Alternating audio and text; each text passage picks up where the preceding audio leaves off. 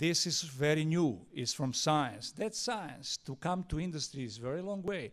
But remember, this is the first evidence that neonatal mice can make and fully regenerate the heart. If you remove 20% of heart on day 1, it will blood clot will form. And then on day 2, you will have a blood clot, which is already a little bit organizing itself. On day 7, you will have a scar, but that's a transient scar. Look, at day 21, it will fully regenerate. How is that possible, that the heart can regenerate in mammals? That has never been seen before. Has pharmaceutical industry find out the way to incorporate this knowledge into the drugs? No. So we have a huge challenge in regenerative medicine to prevent the scar formation in humans. Antifibrotic drugs are not known. There is absolutely not a single one in a class. So what happens on day 7? In day 7, day 1, you remove 20%. Day 7, you see in blue the scar. And on day 21, you see a scar stay. So there is no regeneration. At the end, I put the heart of stone. So Ezekiel was right. If you can replace the heart of flesh, but the heart of stone, you will die. If you can do the opposite, you will have a boost in pharmaceutical industry, which has never been seen before. Let me go to limb regeneration in amphibians, fish, in axolotl and newt. Look what happens if you remove the limb in axolotl. It is regenerated by epimorphic regeneration through creation of a primitive blastema. Exactly how humans develop. Exactly that is how axolotl regenerates its limb. That's known for a long time. You know what happens? These cells below on day 1, they just detach from extracellular matrix, and then cells from cartilage, from muscle and the bone, they themselves detach from extracellular matrix and become cells of blastema, and they can now do whatever they want. And there is no scar. There is no scar formation. So why is the scar avoided? Look what happens. I'm not going into any detail. I just want to tell you that to differentiate, you have to get rid as a cell of the cytoskeleton. You have to reduce or stop your metabolism. You have to stop the apoptosis, but you have to stop the mitosis and proliferation as well. And the agent which is doing that is called EVIS. It is the ecotropic viral integrative factor. It's not a candidate, it's not a target at this time. Nothing in pharmaceutical industry is a target at this time. So you can amputate and you can regenerate. So I think it is just as science 100 years ago, we are in the era of regenerative medicine, which is already on in scientific academia, but it's not in pharmaceutical industry. So why is the innovation crisis of pharmaceutical industry occurring in new golden age of scientific discovery? Because there is no help from customer knowledge, which is perfected in the pharmaceutical industry. There is no disease expertise. We don't need that. We know that. And there is no need for decades of experience in predicting success. However, you see in US and EU, financial crisis, governmental crisis, political crisis, but there is blooming science, medicine, and sport. And in Croatia, it's unfortunately only sport. Now, I made the analysis of USPTO in Croatia. So is it possible to make a global product in Croatia?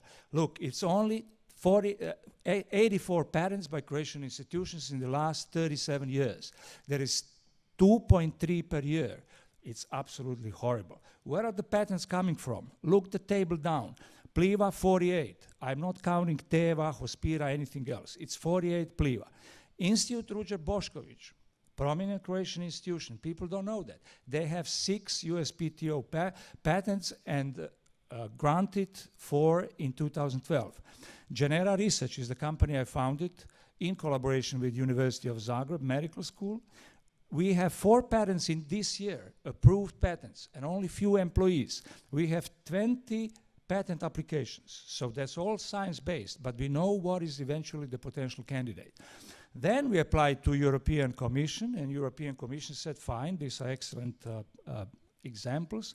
Each book I'm showing you here is 130 pages, and at this time, the number 1, which is on the left corner, which is called OsteoGrow, it is already in progress, and I believe we will have a first product. I'll show you when. And down the Reno Protect, we call it, it has been licensed to Pfizer from a company which has only 5 employees. And then look, ERC, we have in the last stage now. We failed once, but we went to 20% of applications. And if that is all coming through, we don't need banks and we don't need investors. We can do it eventually ourselves. So this is the Genera research program, and you see at different stages of development, there are different products. All have IP protection, and they have a global IP protection. It's not a big company, it's nothing. So there is a possibility of building a model if you have a long experience and you don't have a bureaucratic development like in Parkinson's law. We can discuss it a little bit later. Why is pharma today in problems? Look, we have by FDA approved from 50 to 212, 1,300 new drugs and 1,167 small molecules and 145 biologicals. And the constant rate, which is seen, and the longevity, as mentioned already, of 10 years, look at this light left corner. Merck has done 56 approvals, Lilly 51, Roche 50. So Merck is number one. And all the big pharma has a constant rate of delivering new molecular entities over years. And what is very spectacular, there is no influence of the last 20 years of so-called technology boom. Where is proteomics? Where is genomics? Where is all omics? It doesn't work. So it has no influence. So what has an influence? I don't have an answer, but I'll show you what I think is the result of this curve, which you can see in the left panel. It is absolutely a constant curve, and nothing can change it for 60 years. So where is the problem? Pharma was small, now it's big. So it's not a problem of big and small pharma. Look at the right, at the panel over there, and you see how much it costs. So the cheapest is 500 million for one drug at this time. And the most expensive one is 1.75 billion for a single new molecular entity. What is the problem and where is it coming from? Look, in 2010, we had 21 new drugs, 60 billion was used. And the probability that the big pharma will maintain its threshold of sustainability is very low. I'm sorry. It is 0.6% and 0.3%, that they will have more than 3 entities per year. So I think it is absolutely impossible that the model which is currently existing may sustain and reach the threshold. What is the problem? The clinical trials are extremely expensive. And I show you 3 examples.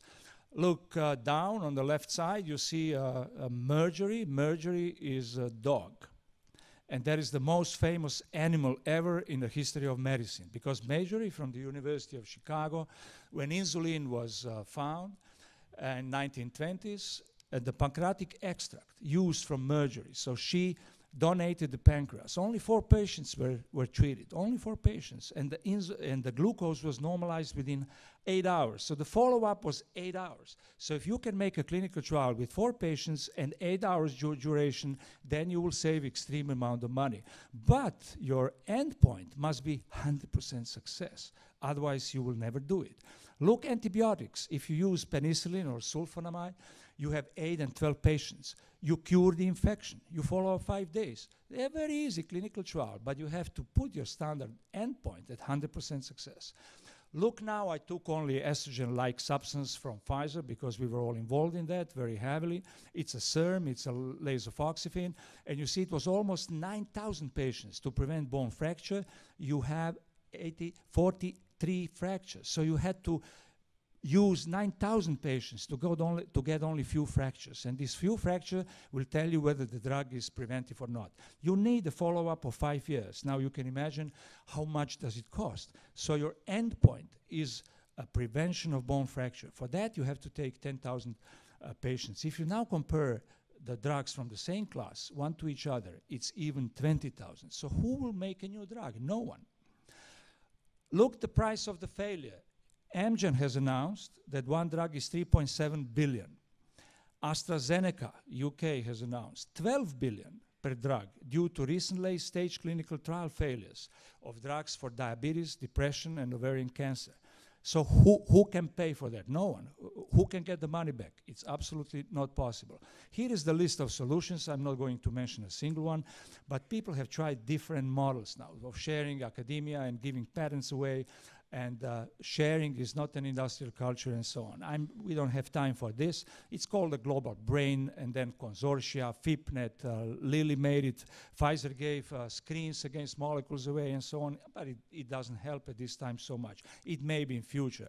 But look in the first sentence, I say that companies forecast always miss by 80%. So it's not possible to make any forecast at this time if a company by itself cannot make it.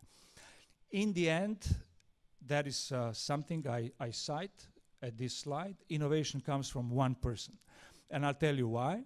Because discussing with many people doing excellent science at American universities and Croatian and European universities, look how the universities are evaluated.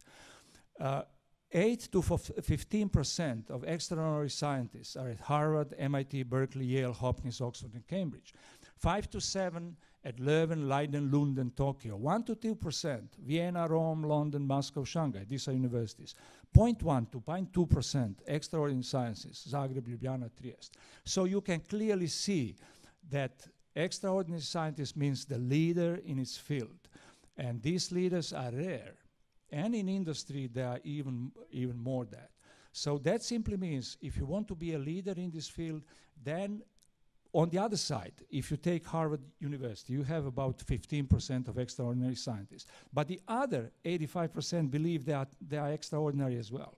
So it's not an easy environment. But from outside, you realize who is who, and that's also in pharmaceutical industry as well.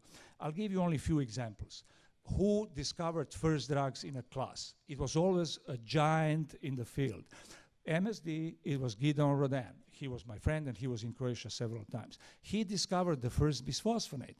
And that was very difficult because the pharmacokinetics and everything was absolutely horrible. So he has to think everything different. New toxicity, new pharmacoeconomic, everything fully different. And if he was not alive, I don't believe that this class of molecules would have ever developed. Now you have it from other companies, very successful molecules, treating tens or millions of people worldwide, an excellent treatment for osteoporosis. But you need a giant in the field, and that was one. Now you can build around him the whole pharmaceutical industry. You can employ 10,000 people, it doesn't matter. But you have to have the first drug in a class. Otherwise, nobody can do that. And obviously you have a crisis because there are few people of such impact. And therefore, I show a steady state constant. It's always one man who makes a difference in industry, in academia as well. Look, another one from Amgen. David Lacey, he's also a good friend of mine. He unraveled the osteoblast-osteoclast communication mechanism. This is the cartoon, what he discovered. And then from this discovery, he made targets. And then he developed antibodies. You have them down. These are also fantastic drugs for osteoporosis. Amgen is making now millions already, and it will make billions of money because the antibody is much easier than taking oral medicine on a weekly basis or a monthly basis. Antibody you get every 3 months or 6 months. So it's much easier if you do not have, obviously, side effects, and you do not. So you need a giant. This is another one. So Genera research has hired Herman Opperman. He is also absolutely a leader in his field. What did Herman do? He discovered factor 8 when he was at Genentech, 9 for hemagglutination. Then a single-chain antibodies, bifunctional antibodies, osteogenic protein 1. He has 94 patents. He was at the University of California, San Francisco for 10 years, worked at Genentech, and came to Genera. Obviously, you need one man.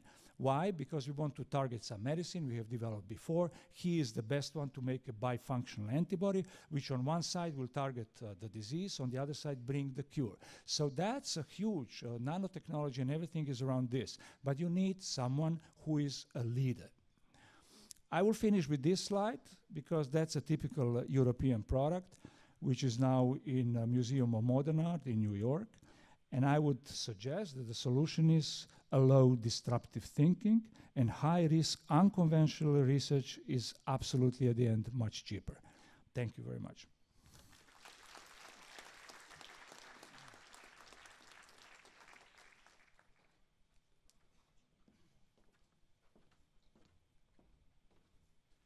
I have a privilege and a very hard task to speak after these excellent speakers in this excellent panel. But I'll come back to Croatia and to reality. My task is from recently to lead a business innovation agency for Croatia, and I'll speak more about the innovation system in Croatia. And